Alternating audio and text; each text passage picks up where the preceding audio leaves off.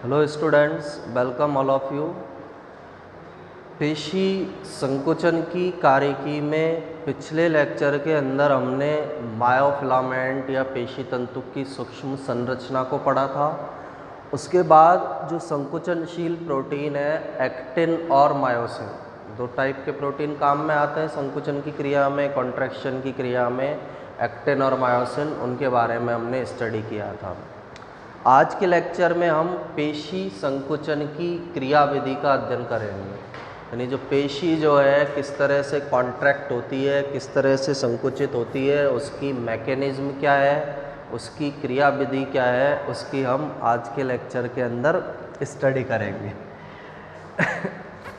तो पेशी संकुचन में मैंने आप लोगों को बताया सबसे छोटी जो इकाई सार्कोमियर होती है। कल के लेक्चर में हमने पढ़ा है पेशी संकुचन की जो सबसे सूक्ष्म इकाई, क्रियात्मक इकाई जिसे हम कह सकते हैं, वो सार्कोमियर है। पेशी संकुचन का मीनिंग क्या है? जैसे मेरा ये हाथ है, मुझे इसे फोल्ड करना है, ये कॉन्ट्रैक्शन है, ये पेशी संकुचन है।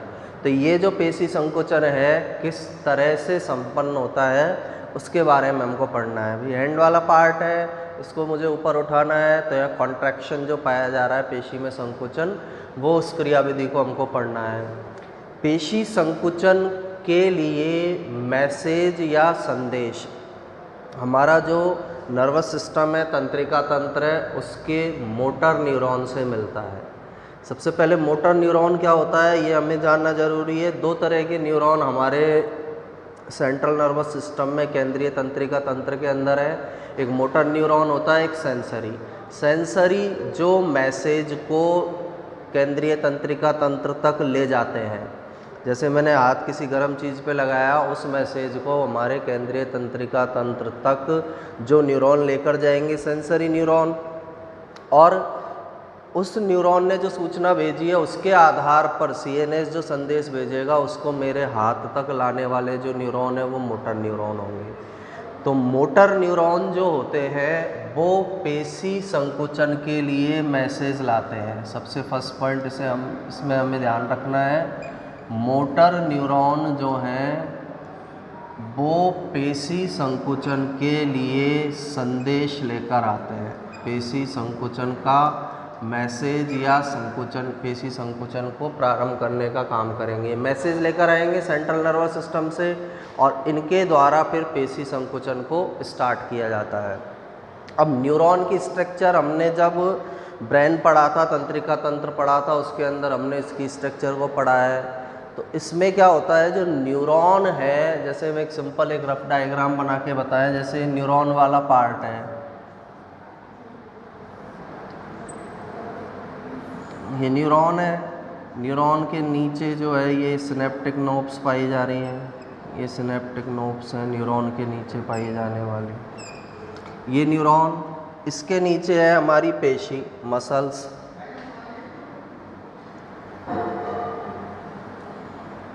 ये पेशी है।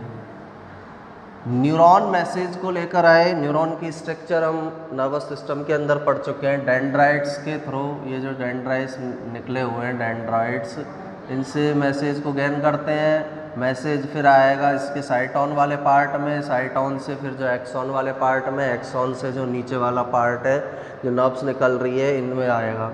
यहाँ इन मैसेजेज को यहाँ से ट्रांसफ़र किया, यहाँ पर, यहाँ मैसेज आए, इम्पल्स आए। इन इम्पल्स को किसके अंदर ट्रांसफ़र किया जाएगा? पेशी में, पेशी या मसल्स के अंदर इनको डाला जाएगा। पेशी या मसल्स में जब मैसेज आएंगे उसके अकॉर्डिंग पेशी के अंदर कॉन्ट्रैक्शन की क्रिया होती है। न्यूरॉन पेशी की जो झिल्ली होती है जिसके बारे में हम पढ़ चुके हैं, सार्कोलीमा, ये पेशी की ये एनवलप जो दिखाई दे रहा है हमें, पेशी की झिल्ली, जिसे किस नाम से जाना जाता है? सार्कोलीमा।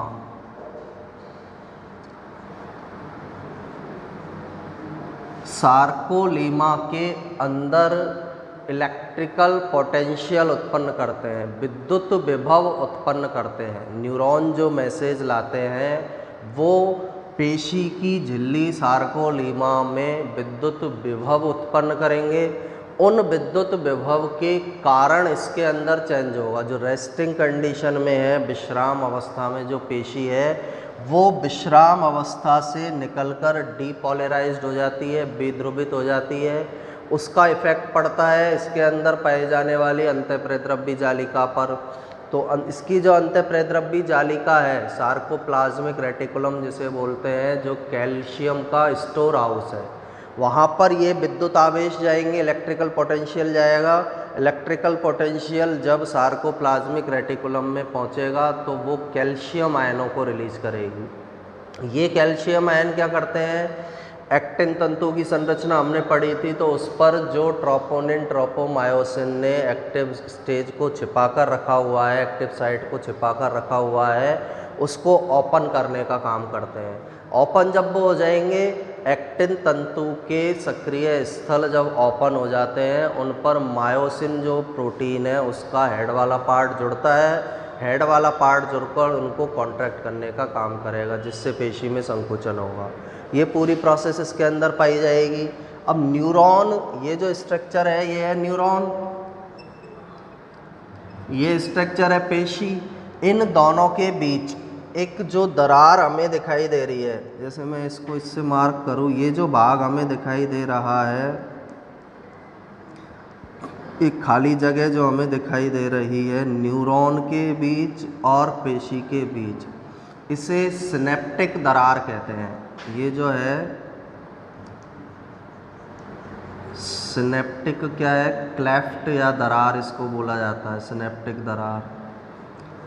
न्यूरॉन मैसेज को लाए, मैसेज किस तरह से ट्रांसफ़र करेंगे, जो इनके अंदर ये जो सिनेप्टिक नोब है, ये सिनेप्टिक नोब है, इस सिनेप्टिक नोब के अंदर ये बड़ा करके हमने देखा, इस सिनेप्टिक नोब में सिनेप्टिक वेसिकल पाए जा रहे हैं। इन सिनेप्टिक वेसिकल के अंदर न्यूरोट्रांसमीटर भरा होता है, और न्यूरोट्रांसमीटर जो है ये तो क्या है, synaptic knob, synaptic knob, synaptic घुंडी भी इसे बोल सकते हैं।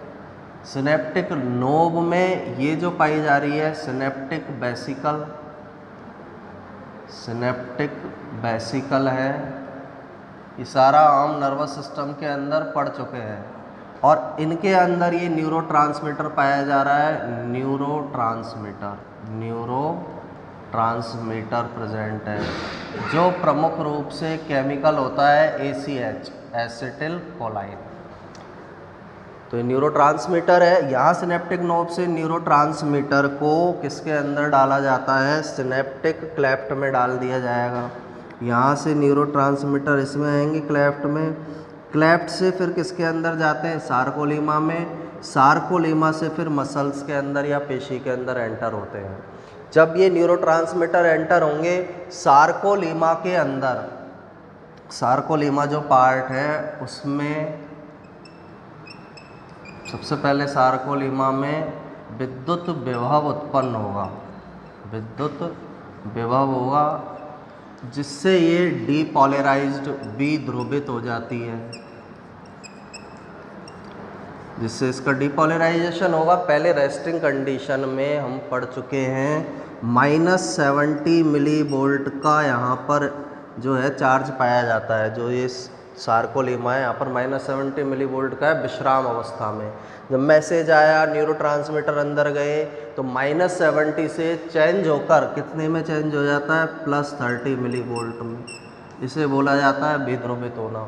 विध्रुवित ये हुई, इसका इफेक्ट फिर कौन से आयन पर पड़ेगा, जो सार्कोप्लाज्मिक रेटिकुलम है उसके अंदर ये विध्रुवण जाएगा, एक इम्पल्स पूरी पेशी के अंदर उत्पन्न होगा, और सार्कोप्लाज्मिक जो रेटिकुलम है उससे कैल्शियम आयनों को मुक्त किया जाएगा। वो कैल्शियम आयन जो ट्रोपोनिन है वहाँ पर अटैच होंगे, ट्रोपोनिन वहाँ से हटेगा तो ट्रोपोमायोसिन हटेगा, एक्टिन के सक्रिय स्थल जो है वो फ्री होंगे, वहाँ पर मायोसिन का हेड जुड़ेगा, वो एक्टिन को अंदर की तरफ खींचेगा। जैसे एक्टिन फिलामेंट है, ये मायोसिन है, इसको इस तरह से अंदर की तरफ खींचता है, जिससे कॉन्ट्रैक्शन की प्रोसेस होगी।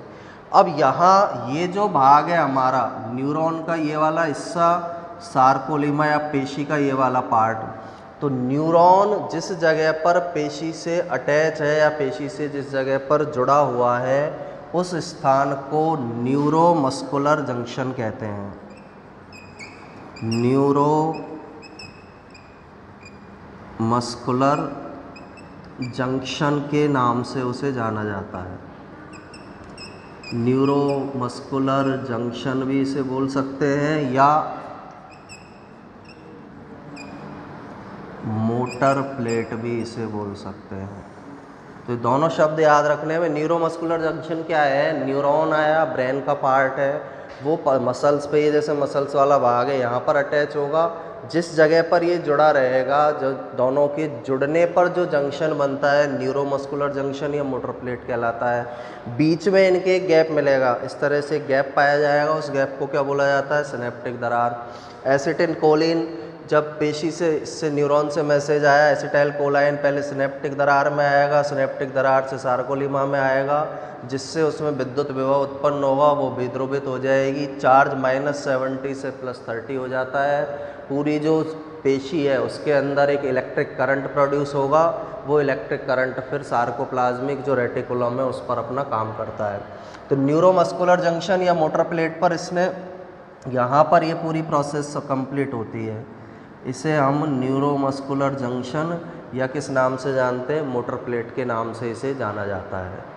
इसके बाद क्या होगा, जो ये न्यूरॉन ने मैसेज को लेकर आया सार्कोलेमा में, अब नेक्स्ट स्टेप इसकी क्या है, सार्कोलेमा के अंदर जब मैसेज आए, सार्कोलेमा क्या है, जो पेशी है उसकी जो बाहर वाली कवरिंग है उसे सार्कोलेमा कहा। सार्कोलेमा में मैसेज आए, सार्कोलेमा का विध्रुवीकरण हुआ, सार्कोलेमा के विध्रुवीकरण से इसके अंदर क्या उत्पन्न होगा, विद्युत विभव, इलेक्ट्रिकल पोटेंशियल, विद्युत विभव उत्पन्न हुआ। विद्युत विभव में चार्ज का डिफरेंस अभी मैंने बताया -70 से कितना हो जाता है, +30 मिलीवोल्ट हो जाएगा।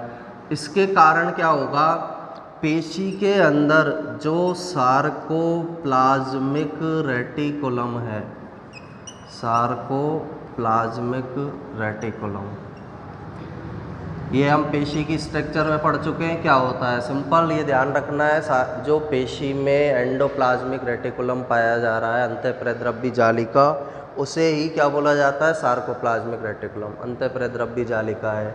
ये कैल्शियम आयनों का भंडार है, कैल्शियम आयनों का स्टोर हाउस है या कैल्शियम आयनों का भंडार।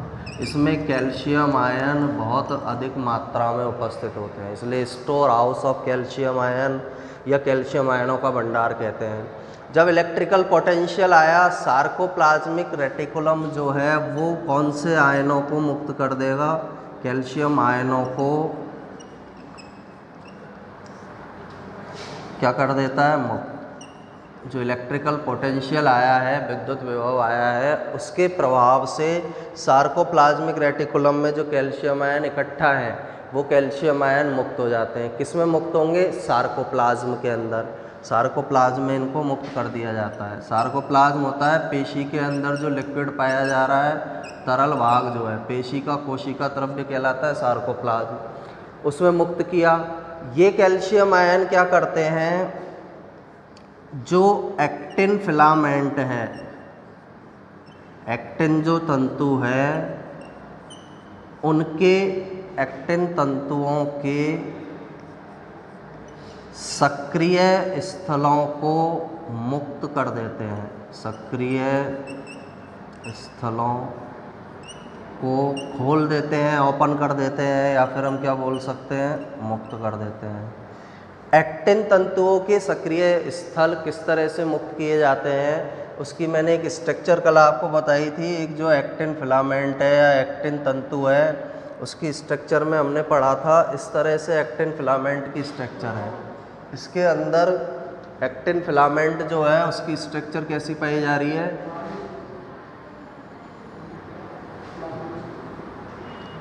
ये एक्टिन फिलामेंट है, इसमें हमने पढ़ा था इस तरह से ग्लोमेरुलर, इस तरह से ये एफ एक्टिन पाए जा रहे हैं, ये एफ एक्टिन प्रेजेंट है। इन एफ एक्टिन के अंदर ग्लोमेरुलर एक्टिन पाए जा रहे हैं, ये एक्टिन फिलामेंट, ये एफ एक्टिन है, कल हम इसकी स्ट्रक्चर पढ़ चुके हैं। इसके ऊपर ये एक पैरेलल इनके पैरेलल ट्रोपोमायोसिन पाया जा रहा है। ये जो फिलामेंट है इनके पैरेलल ट्रोपोमायोसिन उपस्थित है। ये ट्रोपोमायोसिन है। इस ट्रोपोमायोसिन ने नॉर्मल कंडीशन में एक्टिन फिलामेंट के एक्टिव स्थलों को ढक रखा है। इसी पर ट्रोपोमायोसिन पर एक और प्रोटीन पाया जा रहा है ट्रोपोनिन, जो इसको स्टेपल करके रखता है। अब इनने ट्रोपोनिन ट्रोपोमायोसिन ने एक्टिव जो एक्टिन तंतु उनके एक्टिव स्थल को ढक रखा है। कैल्शियम आयन जब आए, कैल्शियम आयन क्या करते हैं, इन ट्रोपोनिन से जाकर अटैच हो जाते हैं। कैल्शियम आयन यहाँ पर कैल्शियम आयन इससे अटैच हुए। जब ये इससे अटैच होंगे तो ये ट्रोपोनिन को थोड़ा सा इसकी स्थिति को बदलते हैं। ट्रोपोनिन की स्थिति बदलेगी। ट्रोपोनिन के कैल्शियम आयनों के जुड़ने पर ये एफ एक्टिन,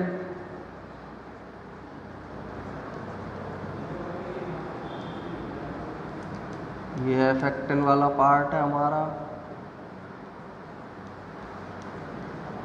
ये जो गोल हम बना रहे हैं जी एक्टिन है, ये आपस में मिलकर एफ एक्टिन बनाते हैं। अब कंडीशन क्या होगी, पहले जो ट्रोपोमायोसिन था इसको पूरी तरह से इसने कवर कर रखा था एफ एक्टिन को, ये इनसे थोड़ा दूर हो जाता है। इस तरह से ये ढीला हो जाता है। इस तरह से ये जो ट्रोपोमायोसिन है ये ढीला हो जाएगा।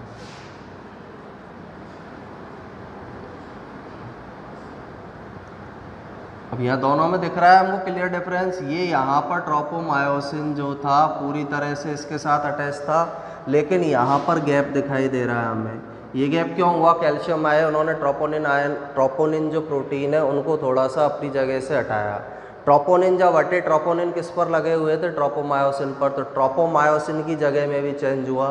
ट्रोपोमायोसिन की जगह में चेंज हुआ तो एक्टिन जो तंतु है उस पर जो एक्टिव स्थल पाए जा रहे थे, जैसे ये एक्टिव स्थल,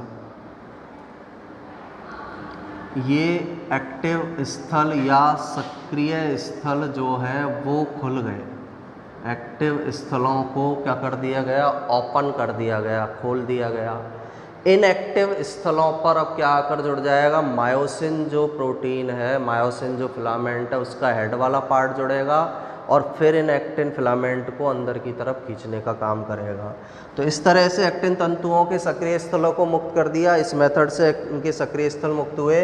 इसके बाद क्या होगा, ये मुक्त हो जाएंगे। इसके बाद इन सक्रिय स्थलों पर, जो एक्टिन के सक्रिय स्थल है, इन सक्रिय स्थलों पर मायोसिन जो फिलामेंट है या मायोसिन तंतु के शीर्ष भाग जुड़ जाते हैं, के शीर्ष भाग जुड़कर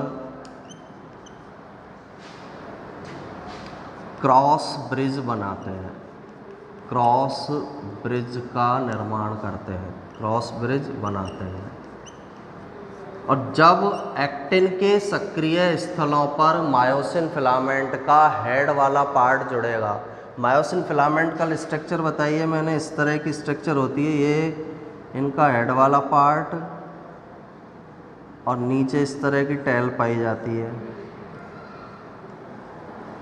तो ये हेड वाला पार्ट जो है ये किससे जुड़ता है, एक्टिन फिलामेंट से। तो क्रॉस ब्रिज का फॉर्मेशन होगा। अभी आगे हम देखेंगे कि डायग्राम से कैसे होता है। अभी सिंपल ही समझना है, सक्रिय स्थलों पर मायोसिन फिलामेंट का शीर्ष भाग जुड़ा, सिर वाला भाग जुड़ा, क्रॉस ब्रिज बना।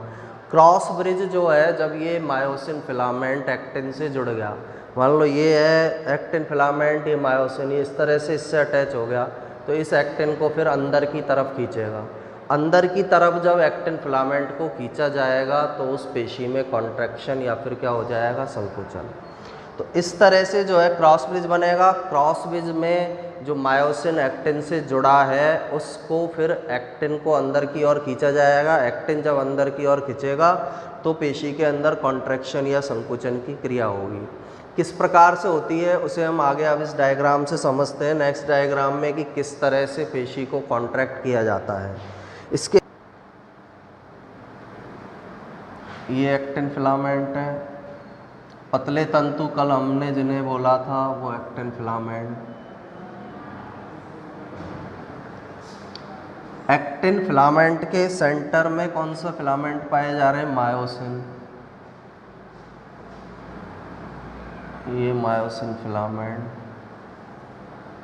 ये मायोसिन तंतु इसके अंदर प्रेजेंट है।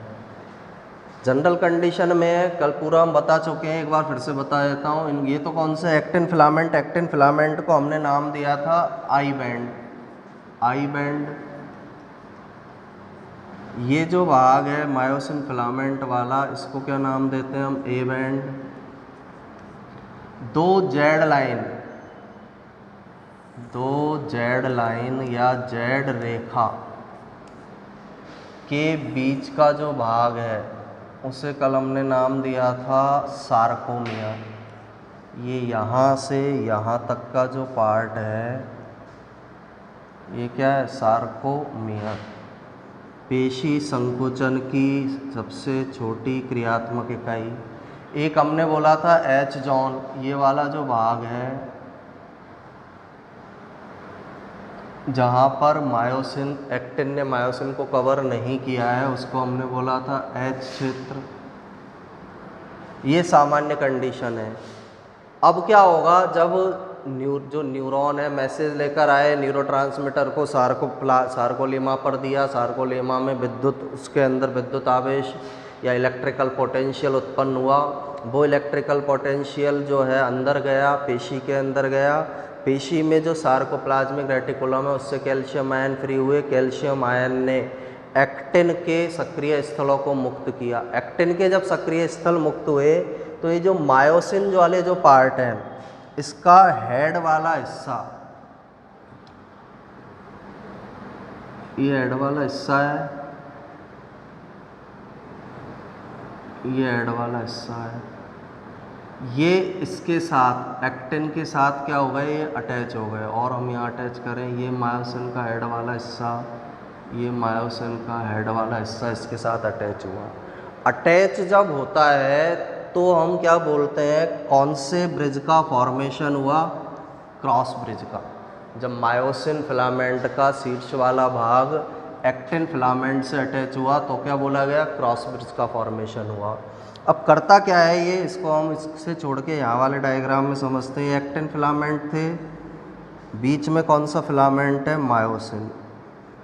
ये मायोसिन फिलामेंट है। मायोसिन फिलामेंट में हेड वाला ये पार्ट है,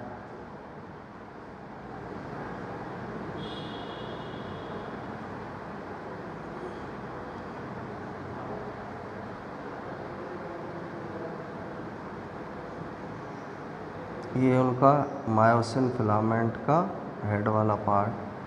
अब ये हेड वाला पार्ट जब इनके साथ अटैच हुआ है, इससे ये जुड़ा है यहाँ पर एक्टिन फिलामेंट से, तो इसको ये किधर की तरफ खींचेगा? अंदर की तरफ खींचेगा। ये इधर खींचेगा, ये वाला हिस्सा इसको इधर खींचेगा, यानी इनको इस साइड ऐसे खींचा जाएगा, ऐसे खींचा जाएगा। तो पहले जो एच क्षेत्र का स्थान ज़्यादा था, खींचने के कारण एच क्षेत्र जो है वो क्या हो जाता है? कम हो जाता है। तो मायोसिन, ये मायोसिन फिलामेंट, मायोसिन है, ये कौन सा है? एक्टिन है। मायोसिन फिलामेंट का ये शीर्ष वाला भाग है, सिर वाला भाग है, इसके साथ अटैच हुआ, क्रॉस ब्रिज बना। क्रॉस ब्रिज बनने के बाद ये एक्टिन तंतुओं को अंदर की ओर, इस तरह से अंदर की ओर खींचेगा। ये पास पास आएंगे। पहले ये कंडीशन है, जब ये खींच लेगा तो क्या कंडीशन हो जाएगी? अब हमारी ये एक्टिन फिलामेंट ये इसके पास में आ जाएगा बिल्कुल। ये मायोसिन फिलामेंट है। अब पहले यहाँ गैप देखिए, यहाँ गैप क्या है? ज़्यादा है, लेकिन जब कॉन्ट्रैक्शन हो गया तो एक्टिन तंतुओं के बीच का जो गैप है वो क्या हो जाता है? कम हो जाता है। किस तरह से कम किया गया है? जो मायोसिन है उसका हेड इससे जुड़ा और इनने इनको एक्टिन तंतुओं को अंदर की ओर, केंद्रीय भाग की ओर खींचा, तो जो गैप है स्थान कम हो जाएगा। ये पेशी की विश्राम अवस्था है। ये कंडीशन, ऊपर वाली कंडीशन कौन सी है? विश्राम अवस्था। और ये वाली जो पेशी की है इसको हम कौन सी अवस्था बोलते हैं? संकुचित अवस्था। इस अवस्था को, इस स्टेज को किस नाम से जाना जाता है? संकुचित अवस्था से। हेड वाला जो पार्ट है उसने एक्टिन को अंदर की तरफ खींचा और उसके कारण जो एच क्षेत्र है, एच जोन कम हो गया, और एच जोन जब कम हुआ उसे हमने कौन सी अवस्था बोला? संकुचित अवस्था। विश्राम अवस्था में ज़्यादा था, या क्लियर हमको दिखाई दे रहा है? संकुचित अवस्था में एच जोन कैसा हो जाता है? छोटा हो जाता है। और इस तरह से जो पेशी है या मसल्स है उसके अंदर कॉन्ट्रैक्शन या संकुचन होगा। अब इस प्रोसेस के अंदर मोटे तंतु या मायोसिन तंतुओं पर एक्टिन तंतु खिसकते हैं। वे नीचे मायोसिन है, इस पर जो एक्टिन तंतु खिसक रहे हैं, जैसे ये इधर खिसकेगा, ये इधर खिसकेगा, ये सारे पार्ट इसी तरह से होंगे। यहाँ भी वो हेड वाला जो पार्ट है इनको अंदर की तरफ खींचेगा, तो सारे जो फिलामेंट है अंदर की तरफ खिसकेंगे। तो यहाँ क्या हो रहा है? एक्टिन तंतु किस पर खिसकते हैं? मायोसिन तंतु पर खिसकते हैं। एक्टिन तंतु मायोसिन तंतुओं पर खिसकते हैं, इसलिए इनकी जो क्रिया विधि है इनको स्लाइडिंग फिलामेंट थ्योरी, या हिंदी में हम बोलें तंतु विसर्पण सिद्धांत कहते हैं। तंतु विसर्पण सिद्धांत के नाम से इसे जाना जाता है। क्यों कहा है तंतु विसर्पण सिद्धांत? मायोसिन जो फिलामेंट है उन पर एक्टिन फिलामेंट खिसक रहे हैं, तो तंतु एक तरह से जैसे स्लिप होते हैं ना, उस तरह से स्लिप हो रहे हैं, इसलिए इसको तंतु विसर्पण सिद्धांत, या फिलामेंट की जो तंतु को हम बोलेंगे फिलामेंट, विसर्पण को बोलते हैं स्लाइडिंग थ्योरी यानी सिद्धांत। स्लाइडिंग फिलामेंट थ्योरी के नाम से इसे जाना जाता है। यहाँ मायोसिन तंतुओं पर एक्टिन तंतु खिसकते हैं, जिसके कारण जो है पेशी के अंदर संकुचन होगा, पेशी संकुचन की क्रिया होगी। इसे तंतु विसर्पण सिद्धांत या स्लाइडिंग फिलामेंट थ्योरी के नाम से इसे जाना जाता है। अब इसके कुछ और पॉइंट्स हैं, उनके बारे में और हम थोड़ा सा डिस्कशन करते हैं। पेशियों का संकुचन इस तरह से हो जाएगा, आयन आ गए उसके अंदर, जब इनके फिलामेंट के एक्टिव स्थल सक्रिय हो गए, मायोसिन जो है, मायोसिन का शीर्ष या सिर वाला भाग एक्टिन के कौन से स्थलों से जुड़ा? सक्रिय स्थलों से जुड़ता है। सक्रिय स्थलों से जुड़ता है। पहला काम इसमें ये हुआ, सारी प्रोसेस हो गई। जो वो न्यूरॉन जो मैसेज लेकर आए थे उससे कैल्शियम आयन फ्री हुए, उन्होंने एक्टिव स्थल को ओपन किया, एक्टिव स्थल या सक्रिय स्थल ओपन हुए तो मायोसिन का हेड एक्टिन के साथ क्या हो गया? अटैच हो गया, जुड़ गया। इसके बाद क्या होगा? दोनों जब जुड़े तो दोनों के बीच कौन से ब्रिज का फॉर्मेशन हुआ? क्रॉस ब्रिज का निर्माण। क्रॉस ब्रिज अभी मैंने बताया है, सिंपल सा ध्यान रखना है, जो एक्टिन तंतु हैं उन पर जब मायोसिन का हेड जुड़ रहा है, एक्टिन तंतुओं पर जब मायोसिन का हेड जुड़ रहा है, एक्टिन तंतु पर जब मायोसिन का हेड जुड़ा, ये मायोसिन का हेड वाला पार्ट जुड़ा, तो एक्टिन पर जब मायोसिन का हेड जुड़ता है इसे बोला जाता है क्रॉस ब्रिज। क्रॉस ब्रिज का फॉर्मेशन हो गया, क्रॉस ब्रिज का निर्माण हुआ। नेक्स्ट स्टेज के अंदर क्या होगा? जो मायोसिन का हेड है, मायोसिन का शीर्ष एक्टिन तंतुओं को, एक्टिन तंतुओं को केंद्र की ओर खींचता है, केंद्र की ओर खींचता है। जब इसके साथ क्रॉस ब्रिज बन गया, ये इसको इधर अंदर की तरफ खींचेगा, ये वाला शीर्ष इसको अंदर की तरफ खींचेगा, जिसे हम क्या बोलते हैं? एक केंद्र की ओर, सेंटर की ओर खींचते हैं, और इस प्रोसेस को पावर स्ट्रोक कहते हैं। जो मायोसिन एक्टिन को अंदर की ओर खींचेगा, एच क्षेत्र में अंदर की ओर जब खींचेगा, इस प्रोसेस को किस नाम से जाना जाता है? पावर स्ट्रोक के नाम से जाना जाता है। नेक्स्ट स्टेप के अंदर क्या होगा, मायोसिन ने एक्टिन तंतुओं को केंद्र की ओर खींचा, जो एच जोन है उसका जो भाग है, क्षेत्र जो था उसका वैल्यू जो है, मान जो है वो कम हुआ। इस प्रोसेस के कारण पेशी का क्या हो जाएगा, कॉन्ट्रैक्शन, पेशी का संकुचन हो जाता है। यानी जब इसको यहाँ पर खींचा गया, रिलैक्स कंडीशन ये थी, रिलैक्स कंडीशन में ये मायोसिन और एक्टिन ये इस तरह से थे। जब इन्होंने इसको खींच लिया तो कंडीशन हमारे पास क्या आ गई, ये कंडीशन, ये विश्राम अवस्था की कंडीशन है, ये संकुचन की है। तो जब इस शीर्ष ने एक्टिन को खींचा केंद्र की ओर तो ये कंडीशन आ जाएगी, यानी पेशी के अंदर क्या हो गया, कॉन्ट्रैक्शन हो गया। कॉन्ट्रैक्शन होने के बाद क्या होगा, ये जो मायोसिन का शीर्ष है ये एटीपी को लेता है, एटीपी को ग्रहण करेगा, एटीपी को ग्रहण करता है। एटीपी को ग्रहण करके और इससे क्या होगा, अलग, यानी क्रॉस ब्रिज के टूटने में, क्रॉस ब्रिज को हटाने में, या क्रॉस ब्रिज ये मायोसिन जो पार्ट है इसको इस एक्टिन से हटाने में ऊर्जा खर्च होती है। यहाँ ये ध्यान रखना है, क्रॉस ब्रिज निर्माण में ऊर्जा खर्च नहीं होती है, क्रॉस ब्रिज को तोड़ने में जो है ऊर्जा खर्च होती है। ये प्रोसेस हुई, पेशी का संकुचन हुआ। पेशी के संकुचन के बाद नेक्स्ट स्टेप क्या होगा, फिफ्थ स्टेप के अंदर जो मायोसिन का शीर्ष है, मायोसिन का शीर्ष एटीपी को जोड़कर एक्टिन तंतुओं से हट जाता है, एक्टिन तंतुओं से हट जाता है।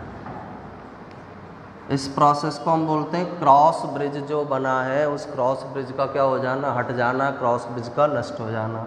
क्रॉस, इसके कारण क्या होगा, सिक्स स्टेप में क्रॉस ब्रिज का अपघटन, क्रॉस ब्रिज का अपघटन हो गया, और अपघटन हुआ तो वापस पेशी कौन सी कंडीशन के अंदर आ जाती है, रिलैक्स कंडीशन में, विश्राम अवस्था में आ जाएगी। विश्राम अवस्था में आ गई, फिर से ये साइकिल चलेगा। रेस्ट कंडीशन में आई, क्रॉस ब्रिज हट गया, वापस वो अपनी जगह पर आ गए। वापस यदि इस प्रोसेस को चलाना है, वापस क्रॉस ब्रिज बनेंगे, वही चक्र दोबारा चलेगा। मायोसिन का शीर्ष एक्टिन के सक्रिय स्थलों से जुड़ेगा, कैल्शियम आयन आएंगे और इस तरह से क्रॉस ब्रिज बनाएंगे। फिर एक्टिन तंतु को केंद्र की ओर खींचेगा, पावर स्ट्रोक होगा, पेशी का संकुचन होगा। इसके बाद एटीपी को जोड़कर एक्टिन तंतुओं से हट जाता है, क्रॉस ब्रिज का अपघटन होगा। और ये पेशी का संकुचन और विश्राम अवस्था में आना तब तक चलता है जब तक सार्कोप्लाज्मिक रेटिकुलम से कैल्शियम आयन मिलते रहेंगे। जब तक सार्कोप्लाज्मिक रेटिकुलम से कैल्शियम आयन आते रहेंगे, पेशी संकुचित होगी, विश्राम अवस्था में जाएगी, संकुचित होगी, विश्राम अवस्था में जाएगी। जब कैल्शियम आयनों का आना रुक जाएगा तो जो पेशी है वो किस कंडीशन में आ जाती है, विश्राम अवस्था के अंदर आ जाती है। तो इस तरह से जो पेशी संकुचन है उसकी प्रोसेस या क्रियाविधि कंप्लीट होती है। तो यहाँ पूरी पेशी संकुचन की जो क्रियाविधि है उसको हमने स्टडी किया। Thank you.